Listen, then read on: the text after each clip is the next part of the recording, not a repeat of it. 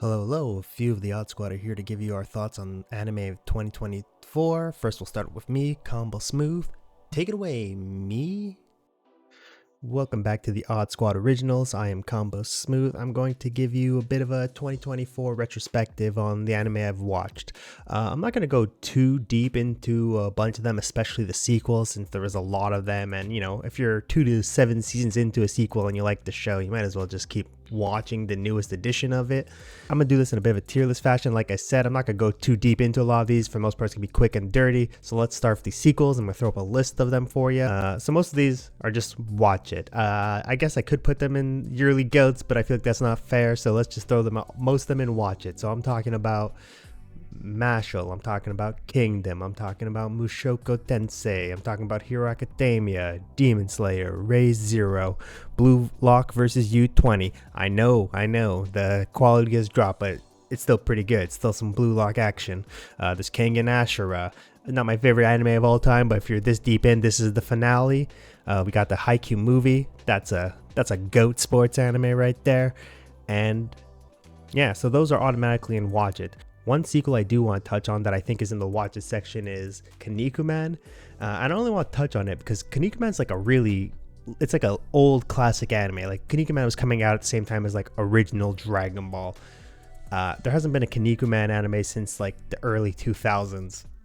So there's a lot of Kinnikuman backstory that you just won't know going into this, probably, unless you've done your research.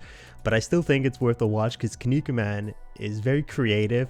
It's action packed. It's about wrestling, so it's obviously over dramatic. Everyone's getting hit with power bombs and super suplexes. And what I really like about it is it's very creative in its character designs. Like you'll have someone with a big dumb wheels on his shoulders, but those big dumb wheels will be like everything about his fighting style as well as his defenses. So he uses his wheels to attack you, he uses his wheels to grind you up. You can't slam his head into the ground because his big shoulder wheels stop his head from hitting the ground. So I really like that kind of creativity, and it's well thought out. In a lot of anime you just see character design just kind of tacked on haphazardly with no real meaning. But in this, it all has meaning, and I really enjoy that. I think it's a watch. You just have to remember there's a lot of backstory there. I don't know if you've watched Ultimate Muscle. I doubt you've watched the earliest Kinnikuman stuff. Even I haven't watched the earliest Kinnikuman stuff, so it's a weird one to suggest to watch, but I still think it's glorious.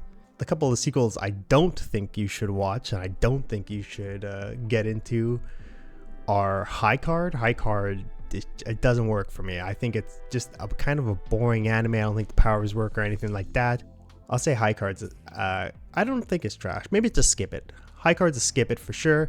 There's also Baki versus Kengan. It's an OVA. It's about the Baki the Grappler universe and the Kengan Ashura universe coming together, the clash. But if you've ever seen these kind of shows, or even if you've ever seen like the kind of superhero mashups, like these kind of things, it's never worth it. It always ends in a tie, essentially. It's just a waste of time. Skip it. The last thing I'm going to get into is Tower of God Season 2, and I think Tower of God is actual trash anime. Every moment feels disconnected from every moment. The plot feels super disconnected. Like episode to episode, I'm like, did we skip a week of information? Like, what the heck happened? They almost never show you any of the good stuff. Anytime something good's gonna happen, they tend to cut away from it. And very few times they do show you action, it's super stilted animation, and it's just a shame. I thought the first season had a lot of potential. It was a big setup season where you thought you're gonna see a lot of cool challenges up this like crazy tower, and it's like, no, you barely see any challenges, and the ones you do see are a little bit lame. I seriously hope that the manhwa is just being done dirty, and the manhwa itself is like just much better explained. Moving on, we're gonna talk about some of the newer stuff.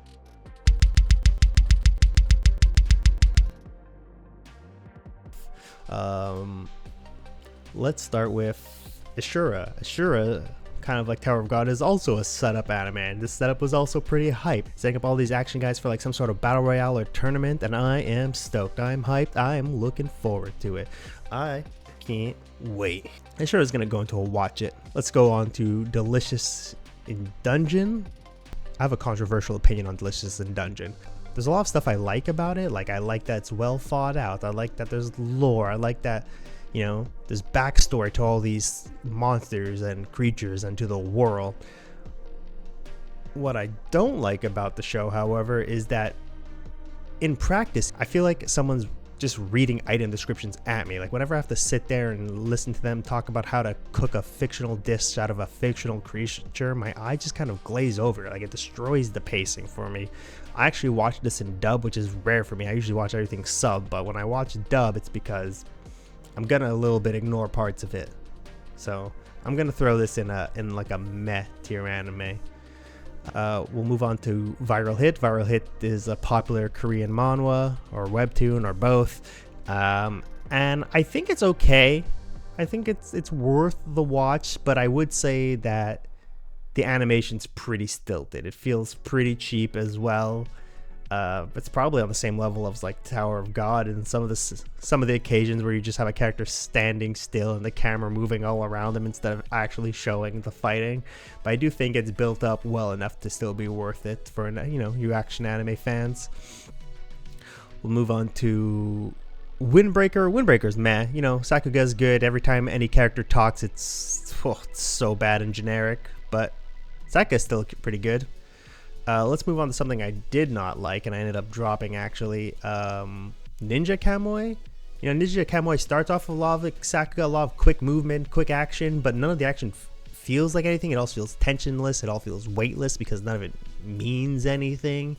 And then it becomes like terrible 3D graphics and none of it works. It's like overly edgy as well. It's a trash anime.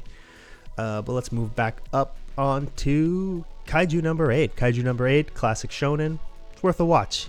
Let's move on to what I think is one of the seasonal goats, Orb. As you may be able to tell from a lot of my lists, I tend to watch action anime, and Orb is not an action anime in your traditional sense. It's almost more about knowledge and freedom and trying to express yourself and express truth and under a regime that doesn't want any of that, under a regime that wants to keep you controlled. It's trying to find that freedom in there. There is still a little bit of action and it is still pretty good, but I think what really keeps you there is the intrigue and the tension and like just these characters' stories. So I'll call that one of the yearly goats. Wisteria Wand and Sword. It is by the guy who made Is It Alright to Pick Up Girls in a Dungeon? So you're gonna get, you can get your harem, you're gonna get a bit of action, but it's pretty good for what it is. And let's also talk about Elusive Samurai. It's not your traditional shonen because the main character's like ability is his evasiveness. He's not like a super powerful attacker, but he uses his evasiveness to like win battles and even like win entire wars, not just single fights. So it's pretty good in that respect. We'll quickly talk about Suicide Squad Isekai. It's a skip it. I don't think the Japanese really know how to use these superheroes, and that's fine. They don't need to be isekai'd. There's no reason. These superheroes are already isekai'd all the time in comics. Like it happens all the time where they go to other worlds and fight other things and other creatures, or other creatures come to their world. It happens all the time in superhero stuff. It doesn't need to be a Japanese anime for it to happen. Let's talk about something else I actually think is kind of skippable. We'll talk about Unwanted Undead Adventurer. I usually just kind of skip out all the lazy isekais with like just dumb premises like, oh, it's me but in another world with my cell phone, because they're just not interesting. They have nothing going for them, and you could tell that the authors don't have a plot in mind, that they just came up with a stupid name and sold that alone. And I feel like Undead Unwanted Adventurer falls right into that. And the worst part about it is it's boring. I struggled to finish it. So it's definitely a skip it. I wouldn't call it trash. I think it's a skip it. I think alongside that would be Quality Assurance in Another World. So this is another gimmick premise, and I actually dropped this in the end, but I don't think it's trash. I think it's just a skip it. I'm a Quality Assurance man in real life, so maybe I'm just too close to it, but it irked me on a different level. Let's also talk about Sandland, Akira Toriyama's Sandland. I think it's one of the yearly goats. I really enjoyed it. I think it's the best Toriyama thing that's come out in a long time. No, I haven't watched Daima. I'm probably not going to watch Daima. I'm a little bit over Dragon Ball. I've been watching Dragon Ball since like 95 or whatever. The year 95. And So I'm a bit done there, but seeing Sandland is like a different context of Dragon Ball, if you want to call it that, and I really enjoyed it. I enjoyed the art, I enjoyed the action, I enjoyed this weird tank premise and the characters. So I think it's one of the yearly goats. Let's move on to Dandadan, another yearly goat. I think Dandadan has good art, good story. It's a bit horny, and that's fine. And I think the characters really work well as well. So let's just say that's a yearly goat. You know. How about we talk about Terminator Zero? Terminator Zero is based on the Terminator franchise, and if you've been watching the Terminators, you know that they've gone insane. There's so much time travel, timey-wimey BS, and this anime takes that and uses it and lives in it, and it does a decent job. Like, I'm surprised. Obviously, I'm still not convinced any of this time travel stuff makes any sense. It makes me scratch my head wondering how time works at all. But hey, it was entertaining. The Terminator was cool. I feel like it just works in the end. I would give it a watch it. Is there anything else to talk about? Oh, there's Uzumaki. I read the manga a little bit before watching the anime, and I think it's just too hard to adapt these mangas, because I think if you don't have that detailed art of Junji Ito, it's not going to work. I think that art builds the horror. I think that art builds the atmosphere that makes these anything, because without that kind of art and atmosphere, it's kind of silly watching like a weird mosquito lady or a weird spring guy or weird tornado people. Like, it just becomes silly when you lose out on that horror aspect, and it's a bit of a shame. And I guess the last thing I'm going to talk about, or last two things, is one is Garuden. Garuden falls under that like category of like Baki, the Grappler, Kengan Ashura, and even Record of Ragnarok. So it's kind of mid by nature, but it's still okay. I'll give it a meh. And what makes it a little bit more awkward, I guess, is that from what I understand, it's a story. It's a retelling of a story, but from a side character's perspective, and you really do feel that like side character energy coming from the story, because they keep like referring to other stuff, and you're like, why are you referring to this? And the answer is because that was the real story. You're just not being told it right now. And then the last thing I will talk about is Mechanical Arms. When I first saw the trailer of Mechanical Arms, I was like, wow, that's some real 2000s stuff there. I mean, I could watch that. I was watching anime 2000s, but then I watched it and I was like, oh my god, that's some 2000 stuff, and I don't know if it's for the best. I've been struggling to finish it episode to episode, but I'd still just give it a meh. I think I forgot to mention Freeman, so let me just throw it here. Boom. Anyway, that's been my retrospective. Like, subscribe, tell me what you thought, tell me how I'm wrong, tell me what you like, tell me what's been your favorite animes this year. Thanks and peace. Wow, wasn't that something? At least he's good looking, am I right? Anyway, next up we have 7-Day Anime with his hits and misses. Here's what delivered in 2024 and what disappointed. First up, Dandadan, a newborn property defying the boundaries of theme and genre, executed so masterfully it challenges anyone uncomfortable with the subject matter to continue on pure entertainment value. It offers something for purveyors of every persuasion, increasingly undeniable with every episode. Action, comedy, seriousness in choice spots, and singular aesthetics gives us no reason not to watch. Next up, Orb, on the movements of the Earth. History and science nerds rejoice. A cerebral period piece artfully executed despite intellectual subject matter which could have easily become cloying. Seinen to the core with small doses of action and scintillating suspense, it's almost baffling that a show of this kind would ever come to be. But here it is, and we are here for it. Madhouse was brilliantly insane to take on this project of genius quality. On to Dragon Ball Daima. The much-anticipated recent installment of Dragon Ball returns to its roots, and it's refreshingly minty. No longer clinging to the wasteful approach of its predecessor which left many bitter and resentful, Daima is aesthetically pleasing, true to form, and most importantly, consistently high in quality. One of anime's longest-standing dynasties redeems itself fully when it could have so easily been lost to perdition. It also demystifies much of Dragon Ball's world mythos for fans, a service much needed. Sengoku Yoko gave us one of the most impressive and complete new titles of 2024, debuting and wrapping up in the same year, a nearly impossible feat for modern anime. Allegations of being an Inuyasha lookalike are easily refuted upon watching.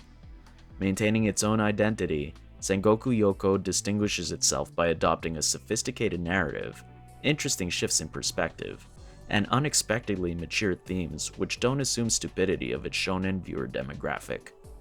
It's a clearly action-based show, but doesn't dumb itself down as so many others do, succeeding in the Herculean task of deploying effective time leaps. Ishura.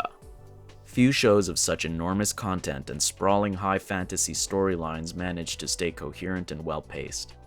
Ishura manages both, possessing stunning visuals, a character-driven plot, and a disembodied narrator serving its purpose without overdoing it. Details are explained without fans having their food chewed for them, keeping suspense while surprising audiences with sudden plot developments. Crucially, the action is relentless throughout its entire first season. The Witch and the Beast. A niche title for those who enjoy darker themes without being overcooked. Pseudo-gothic stylistics shape a story centered around two protagonists who are, well, deeply antagonistic toward each other in something akin to a hostage situation. The Witch and the Beast is complex, but not too difficult to follow, with tons of action on offer to keep things fresh. Kaiju number 8. When marketing works, it works. Kaiju number 8 gives prospective fans the goods, with a stock shonen story, fast-paced action, and sharp visuals, plus a main character who is past the age bracket of most. Critics are right to be skeptical when marketing campaigns generate a surplus of hype for incoming titles, but in this case there wasn't much need for concern. Kaiju number 8 could have been a flop of the kind we've seen plenty of times before, but thankfully keeps its promises. Windbreaker. Despite having the most unfortunate title I've ever encountered, Windbreaker should have been named Moldbreaker for the ways in which it triumphantly departs from typical delinquent anime. The aesthetic quality is so good it's almost suspicious, with some of the best fight scenes in recent memory, and a story which gratefully isn't entirely trope. While the main Kara couldn't be more hot and cold, it's forgivable for an offering of this caliber. And now, for the disappointments. Remonster was a ridiculously poor treatment of a manga beloved by many. Even diehards couldn't justify this campy flop of an anime, borrowing so much from so many contemporaries. Every episode watched increased indignation at the injustice in such lazy execution. The studio should be shamed and sanctioned, and fans compensated for the loss of hope in anything coming after it. Do not spend a single moment on this excuse to monetize on orc harems. Tower of God Season 2. It's incredible, indeed not credible, that fans of TOG waited so long for such a disaster of a sequel. An LSD-powered fever dream in the worst sense, this overhyped mess is so particular and self-referential, it demands you never understand what is happening or why. You're not supposed to get it, unless you've read so far into the webtoon, invalidating watching the show in the first place. Venturing into the moving medium's secured disappointment for those attempting to follow it, with a short-storied first season, plummeting to ground floor with the second. Wistoria wins the award for most eminently hateable main character design, and a story so campy it reeks of citronella. It's a blatant, brazen ripoff of other obviously recognizable titles occupying the same genre space, including one of the author's own. While the action is commendable, it's regrettably topped off with some of the corniest dialogue and a story equivalent to ultra-processed food. All energy and resources dedicated to Wistoria should have been directed elsewhere. Finally, the elusive samurai. Shockingly beautiful aesthetics, exceeding genre expectations in many areas, and totally pointless. The series ends as a self-contained period piece with an abrupt throwaway epilogue to tie it up. guaranteeing zero chance for a sequel. The definition of a time waster, betraying the audience's trust. The anime equivalent to destroying a Buddhist sand mandala with no moral to the story.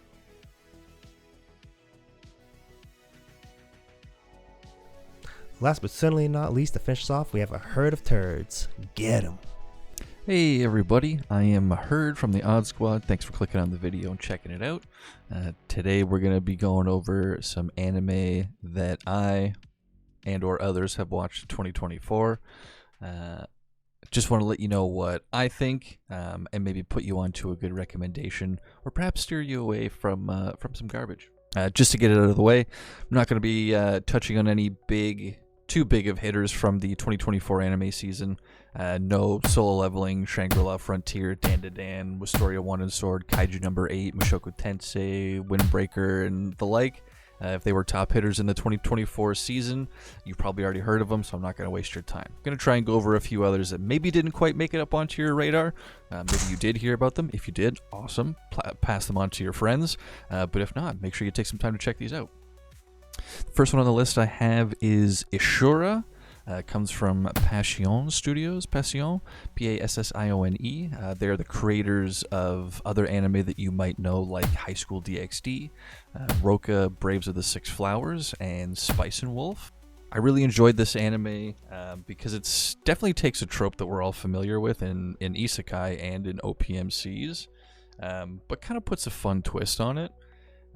It's set in a pretty mystical sort of world setting, where citizens brandish otherworldly powers, and there's like giant cities built around dungeons and all kinds of fantastical beasts. There are even like those fantastical beasts are kind of woven into the fabric of the city's everyday life. There's like all kinds of species other than humans. Lots of fun stuff there. Within the world building, there's always like a Demon King ruler, but recently within the world setting where we as the viewer enter, that Demon King has died, creating a giant power vacuum. Typical trope setting, you know, all the OPMC characters start cropping up.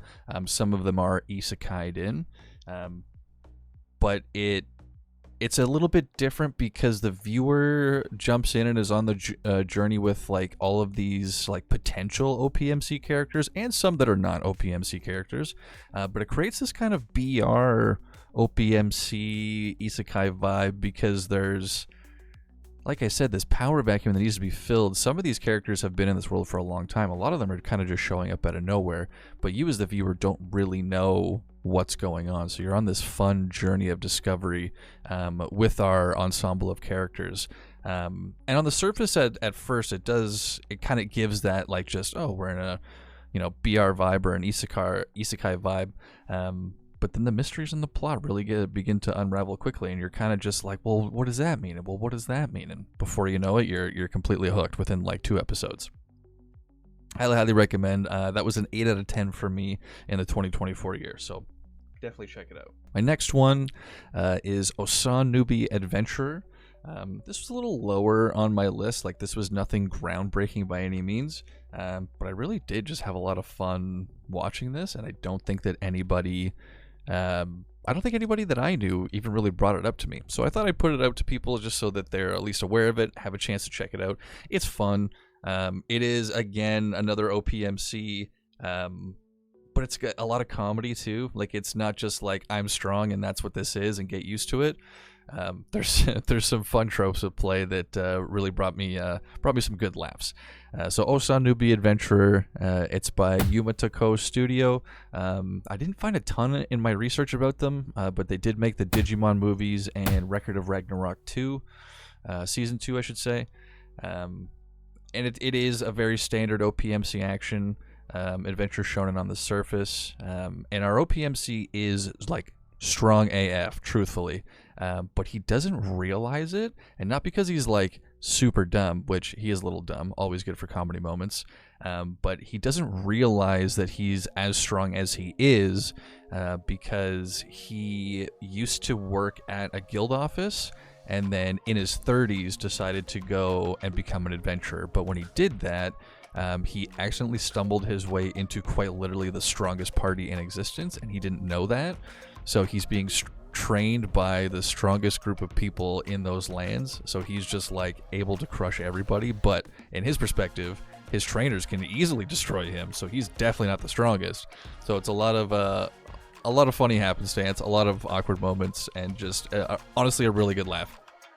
It carries a ton of tropes, and in a heavy 2024 season with a lot of bangers, I can see why this didn't like catch a lot of people's attention. But in a 2025 season that's not starting off super great, I would maybe pull something like this out just to tide you over while we're waiting for some bigger titles to come out in the 2025 season. I only gave it a 6.5 out of 10. Nothing groundbreaking, like I said, but it is good for a laugh, and the combat too was actually pretty good. Story is pretty shallow, world building is medium, but action and comedy were pretty good. So highly recommend checking it out. Osanubi Adventurer. Number 3 on the list I have today is, I'm going to pronounce this terribly, Yatagarasu. The Raven Doesn't Choose Its Master. It's from Studio Pierrot, of a studio you are absolutely familiar with, creators of Naruto, Bleach, Black Clover. Better Naruto. But another fantastic rendition of a manga coming out of these guys. It's not your standard one for what you've heard on this list so far. If you were a person who watched Apothecary Diaries, whether you are commonly choosing dramas as your genre of choice, for anime, or it's new to you, I highly recommend Yatagarasu. If you have seen Apothecary Diaries, to put it simply to you, it's Apothecary Diaries, but like with more of a thriller element, a little bit more gritty. The setting alone is amazing. It has this very Edo period Japan exterior, but like deeply woven with fantasy elements. And like the main one being that the people of this city, this like country, if you will, Yamoichi, they have the ability to shapeshift into these like massive, majestic, 3-legged ravens. And like straight up, if you like remove the fantasy element, you would genuinely just have like an excellent period like drama thriller mystery. It's amazingly animated, it's amazingly voiced, and again, as the viewer, you're like on this massive journey of discovery in this fantastic, beautiful world that they've built, but then you're also like just on this journey with this young boy who's on the like discovering his world is essentially like slowly being torn away in front of his eyes to like reveal the reality of what he's actually living in, and it's discovered in a lot of like kind of harrowing and heart-wrenching ways. So if you love a great drama and some good thriller elements that is like beautifully animated and excellently written by a studio that has had banger after banger, I highly recommend you check out Yatagarasu.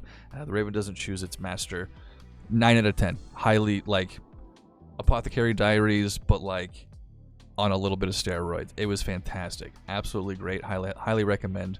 And I look forward to hopefully some more out of Studio Pierrot in 2025, because they're crushing it. Thanks for watching, and hope you have a great time. Leave a like and a comment if anything that I missed. If there was some that you thought that were maybe not so well recognized or didn't get the due they deserve, please leave a comment in the video below. And we'll hopefully see you next time. Thanks once again. We've been the Odd Squad. Remember to like, subscribe, and comment telling us what you liked and didn't like about 2024 anime. Goodbye.